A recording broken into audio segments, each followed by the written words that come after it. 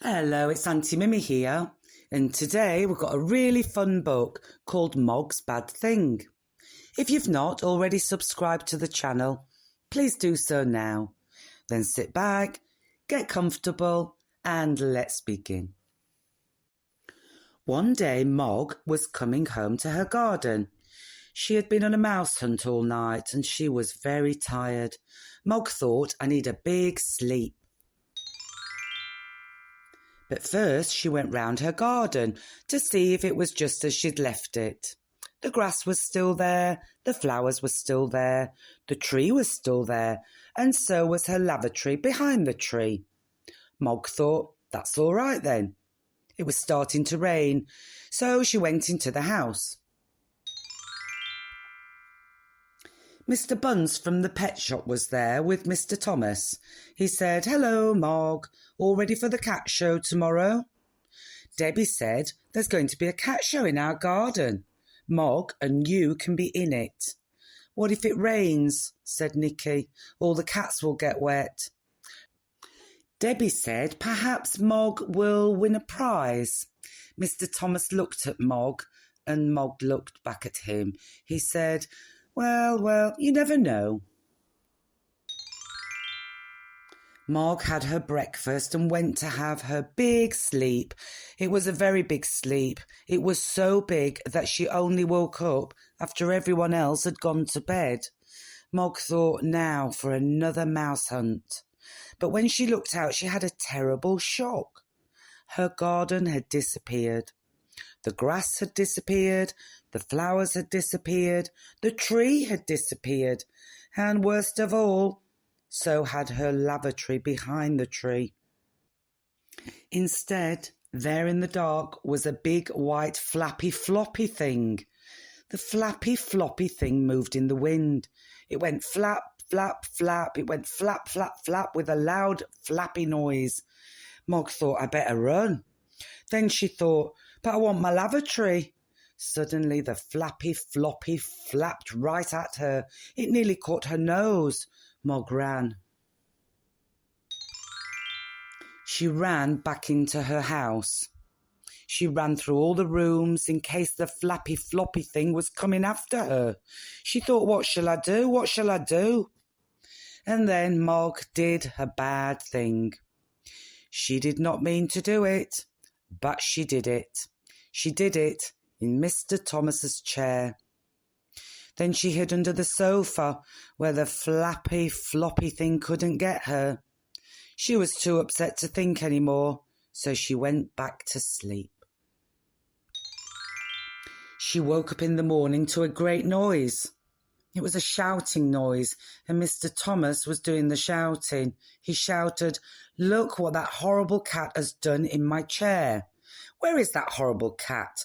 Just wait till I find her. Mog did not want Mr. Thomas to find her. When no one was looking, she ran out from under the sofa and out of the room and to the very top of the house.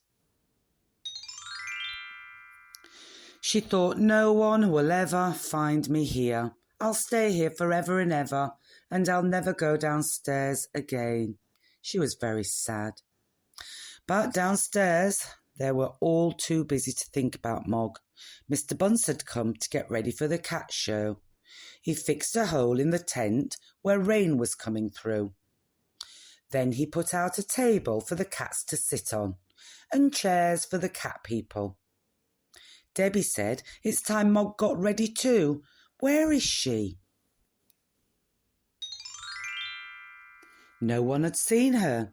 They all shouted, Mog, where are you, Mog?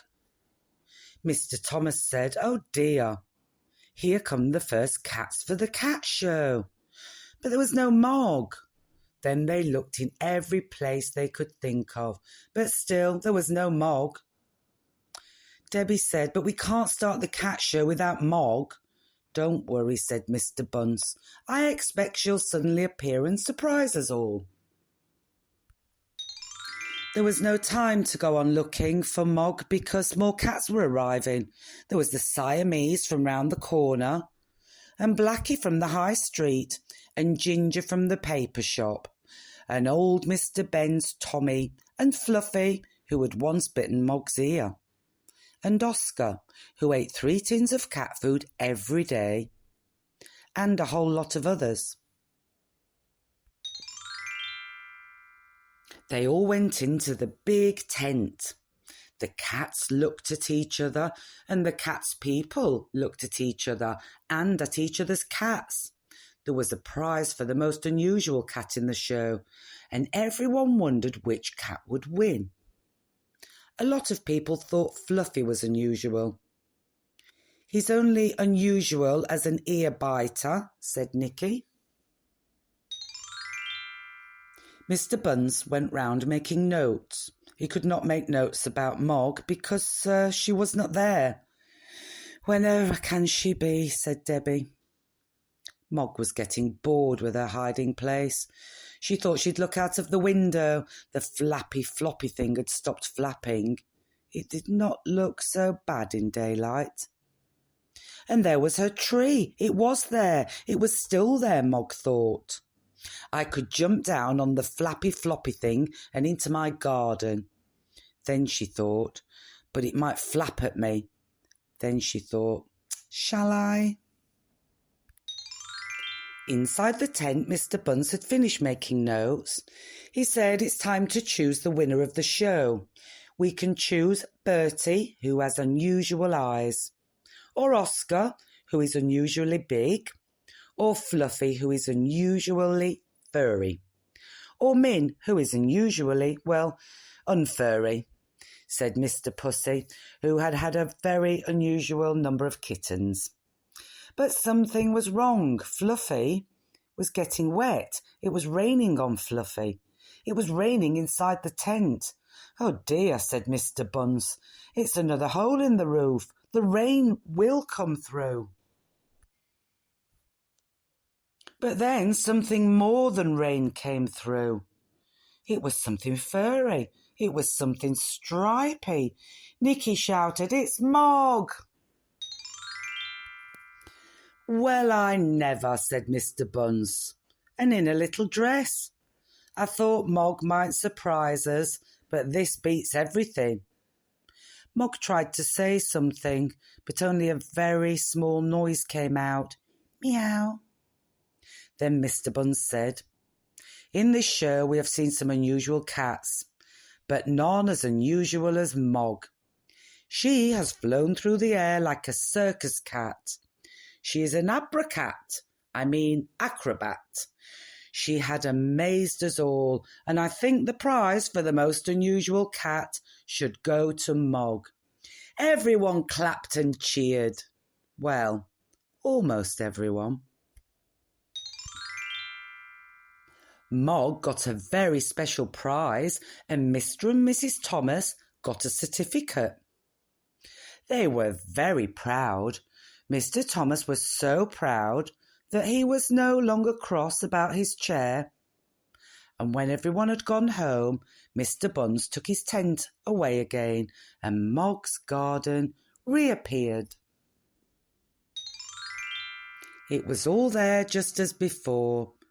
The grass was there, the flowers were there, the trees were there, and so was her lavatory behind the tree. She was very happy. Well, that was a fun little book today, wasn't it, boys and girls? I hope you enjoyed it as much as I did. As always, look after one another, be kind to one another, and try and have some fun every single day. Until next time, bye-bye.